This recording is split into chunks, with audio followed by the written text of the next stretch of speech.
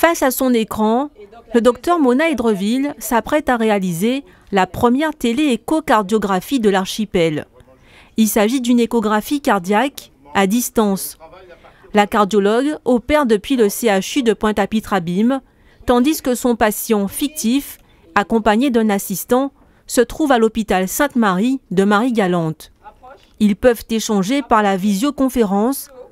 L'examen est rendu possible grâce à un dispositif appelé Mélodie, un robot guidé par le praticien par l'intermédiaire de cette sonde virtuelle. C'est simplement le premier robot capable de faire de l'échographie à distance au monde qui a été mis sur le marché. Bien sûr, avant, il y a eu 15 ans de recherche et de développement. Il y a eu différents prototypes, en particulier faits et financés surtout par le spatial, par le CNES en France et puis l'Agence spatiale européenne.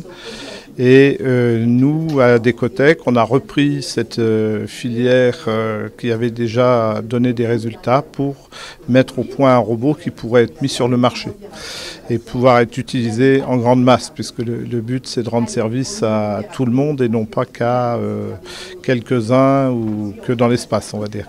Cet outil répond à un véritable besoin. L'insuffisance cardiaque est en effet un problème majeur de santé publique dans nos îles. L'insuffisance cardiaque, c'est une épidémie. Et c'est la nouvelle épidémie du XXIe siècle dans le monde entier. Et chez nous, cette épidémie est encore plus importante. 49% des urgences cardiologiques, c'est de l'insuffisance cardiaque. Et cette maladie chronique ne peut être diagnostiquée qu'avec l'échographie cardiaque. Donc il est nécessaire d'avoir cet examen-là et nous savons bien que beaucoup de patients n'ont pas accès à l'examen parce qu'il n'y a pas beaucoup de cardiologues et encore moins à Marie-Galante où il n'y en a pas sur place.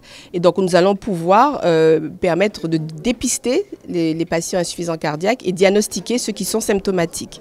Ce projet a été entièrement financé par l'Agence régionale de santé à hauteur de 140 000 €. Un investissement important à plusieurs titres. Aujourd'hui, il faut savoir que le patient qui n'a pas été dépisté à temps, quand il vient se faire soigner au CHU, les soins sont beaucoup plus onéreux, parce que son état s'est aggravé, alors que c'est dépisté à temps, les soins sont beaucoup plus légers et coûtent nettement moins cher.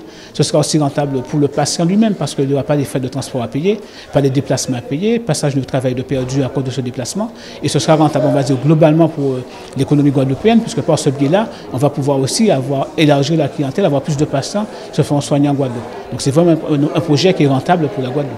L'ARS Guadeloupe envisage de développer la télémédecine dans toutes les disciplines.